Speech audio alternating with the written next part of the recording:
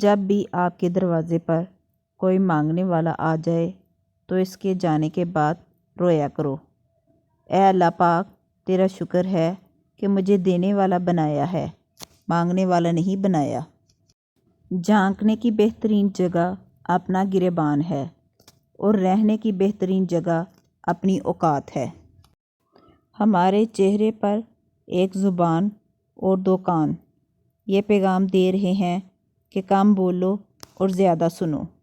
دعاؤں کے روپ میں ملنے والی محبتیں بہت قیمتی اثاثہ ہوتی ہیں۔ استاد کے سامنے احتراماً نگاہ جھکانے والا ہمیشہ سر اٹھا کر جیتا ہے۔ بڑا کام وہی شخص کر سکتا ہے جو خود کو چھوٹا کرنے پر راضی کر لے۔ خطا کا پتلا ہوں، معافی چاہتا ہوں، عرش والے سے بھی اور فرش والوں سے بھی۔ یقین ایسا ہو کہ سامنے سمندر ہو اور تم کہو نہیں، میرا رب راستے بنائے گا۔ یا اللہ ہمارے صغیرہ کبیرہ گناہ معاف فرما، آمین۔ یا اللہ ساری زندگی اپنے علاوہ کسی کا محتاج نہ کرنا۔ اللہ کے خزانوں میں سب سے قیمتی چیز راہ ہدایت ہے۔ درود پاک پڑھنے والا شخص ایک ہی راستے پر چلے گا اور وہ ہے جنت کا راستہ۔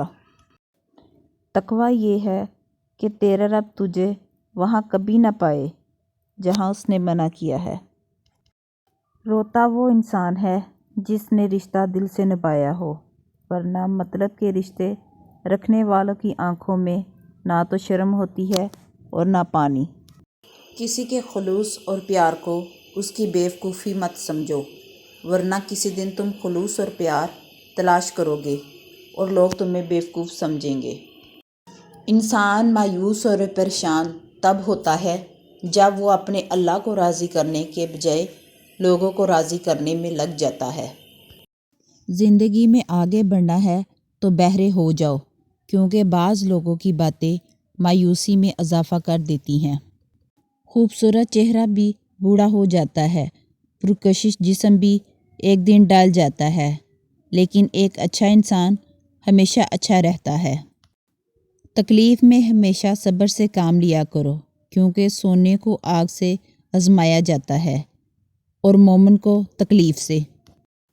بہترین رشتہ وہ ہے جو آپ کے عیب جان کر بھی آپ سے تعلق ختم نہ کرے، اور بے شک یہ رشتہ آپ کا اللہ کے علاوہ کسی سے نہیں۔ اللہ تعالیٰ اپنے بندوں کی تڑپ کبھی ضائع نہیں ہونے دیتا۔ اے موت تو تب آنا جب میں سجدے میں ہوں، تجھے آنے میں مزہ آئے اور مجھے جانے میں۔